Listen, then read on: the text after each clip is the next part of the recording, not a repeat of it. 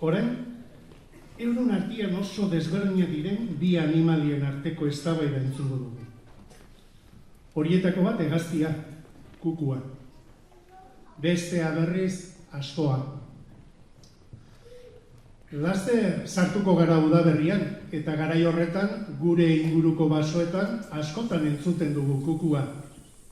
Zuek entzun izan duzuen? Bai. Eta nola egiten du kukuak?